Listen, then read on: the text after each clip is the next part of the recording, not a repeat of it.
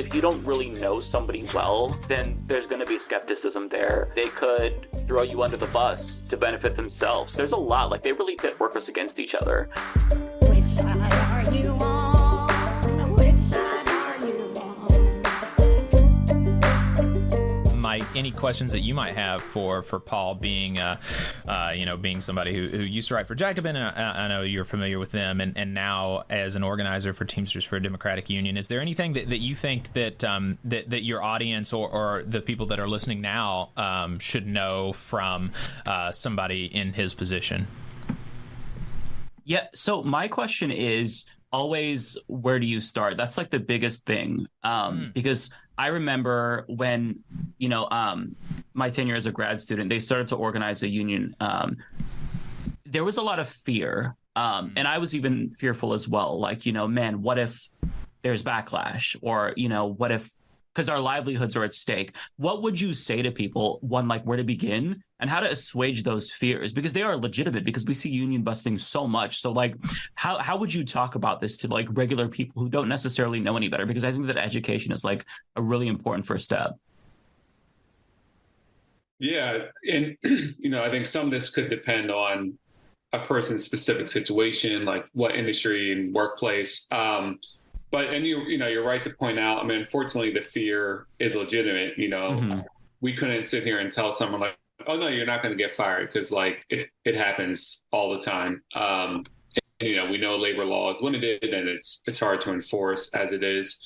I think one thing people can keep in mind, they can think of it as like a slow burn kind of thing. Usually the best thing is like if you're there, a workplace of 200 people and you got two people who want to form a union, you don't want to plant the red flag at that moment and come out swinging right there. But so much of it is just about one-on-one conversations. And that's really where you start from thinking kind of strategically, trying to identify who are the leaders that you need to get to. And I think a distinction people need to keep in mind in this context, a leader is not necessarily someone who is the most pro-union from the beginning or the most progressive per se. Oftentimes the leaders aren't. They're people who have a lot of respect in the workplace, who, people listen to for various reasons. Oftentimes it's because they're good at their job, actually. So I think that's something to keep in mind. You don't necessarily want to, just because someone is extremely pro-union from the beginning doesn't necessarily mean they're the leader. That's great if they are. But yeah, kind of finding out who are the key people we got to bring over to make this successful, and just thinking about it as like one conversation at a time instead of thinking about, we got to organize everyone in one day. So I don't know. I don't know how helpful that is, but there's a lot. No, that is helpful. Because like if you don't know what you're doing, it can be really risky. Like these corporations, they kind of train you to look for suspicious people. Like just before you jumped on, I was talking about this anti-union video that I was shown when I was working at Walmart, which you can actually find it on YouTube nowadays. And they actually like train you in that video to be suspicious of your coworkers. If you see people talking or congregating, maybe that's union activity. And so, that to me, to know that like the management is taught to look out for that, if especially if we're taught to look out for that, I think that part of it is, you really want to build that baseline relationship and rapport probably too. Because if you don't really know somebody well, then there's going to be skepticism there. They could throw you under the bus to benefit themselves. There's a lot, like they really pit workers against each other. And so just like knowing where to begin. And I think that just having those conversations, I think that is really important. And that's one of the first things that, another, good first step in addition to, having conversations and being a good employee, which is kind of funny, coming from a union radio program, union activists, progressive talkers, being a good employee, like Paul said, is actually something that will garner you respect from your coworkers, and that will in turn be able to get you to help you be a leader in the workplace. But another thing to do is to try to take an organizing class from Labor Notes in particular. They're a really good resource for stuff like that. But sometimes unions will have those in your area that you can attend. There might be a worker center that's doing something like that, but attending an organizer training is really helpful, and that's one of the things that they go over actually is how to have those one-on-one conversations and not come across like you are a weirdo who only looks at your coworkers as a means to some revolutionary end, right? And instead see your coworkers as what they are, as your sisters and brothers, and as people who are, in the struggle with you.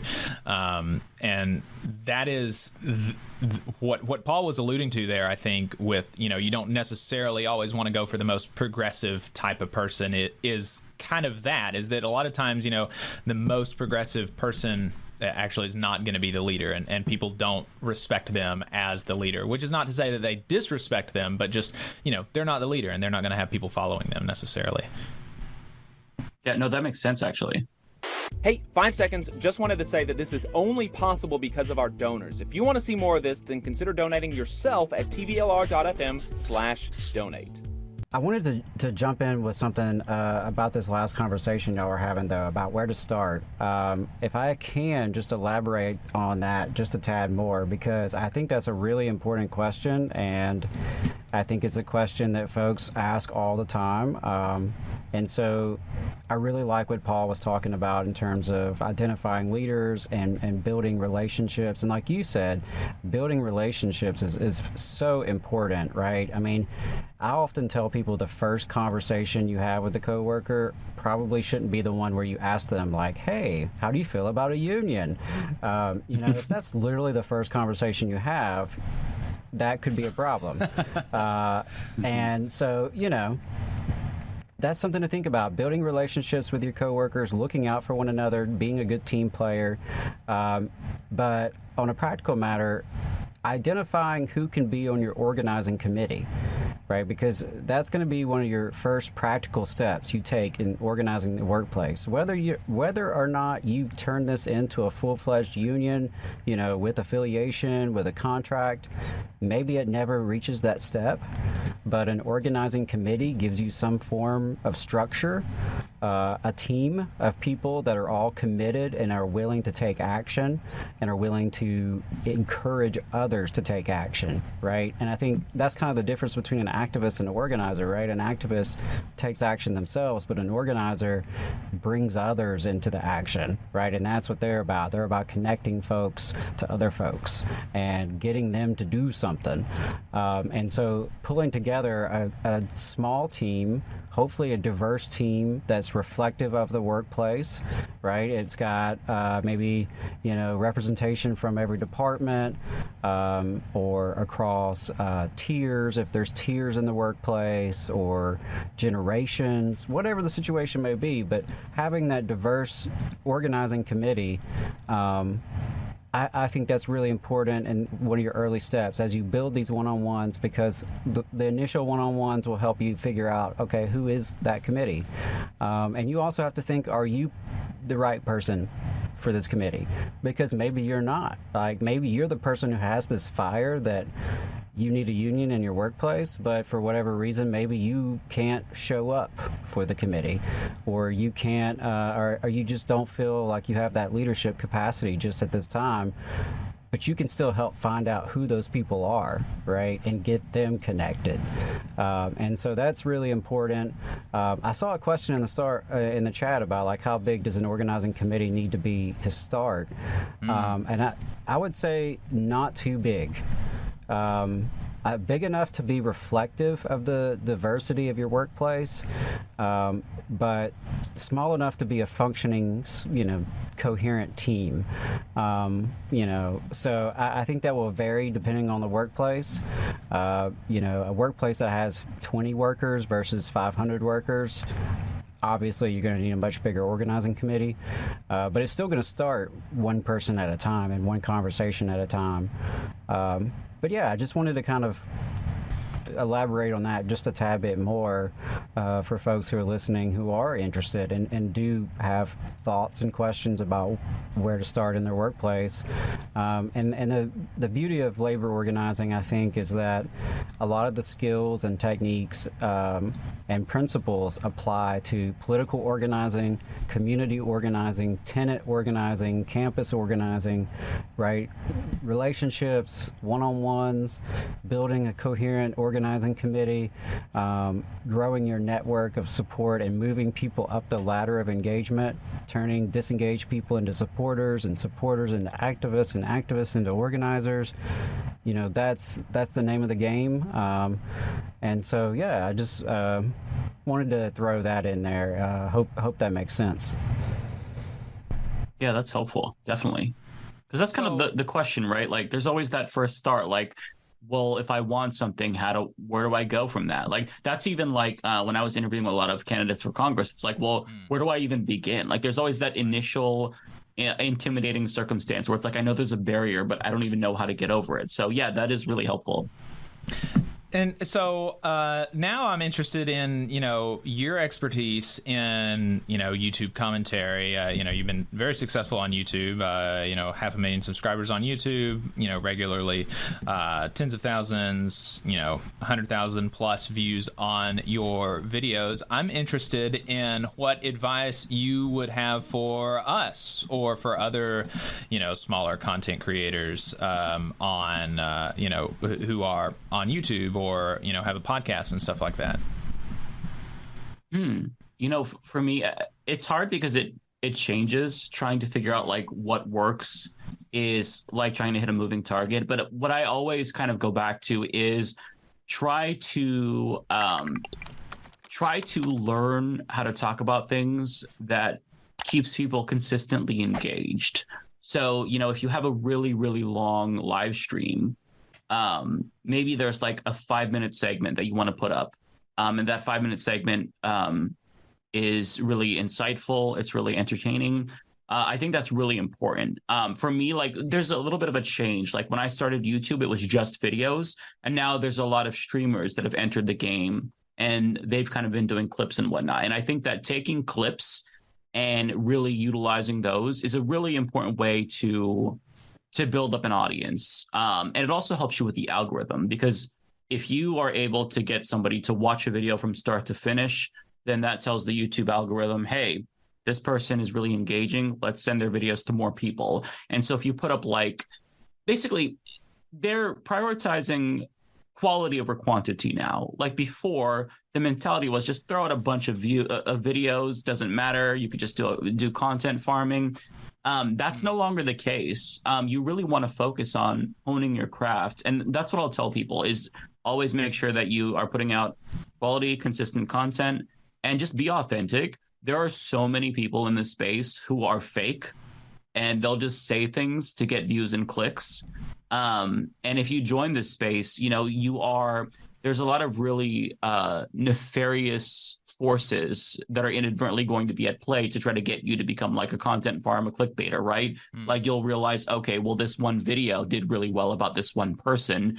Therefore, I'm going to do another one, which is good. You want to serve your audience, but like, don't corner yourself.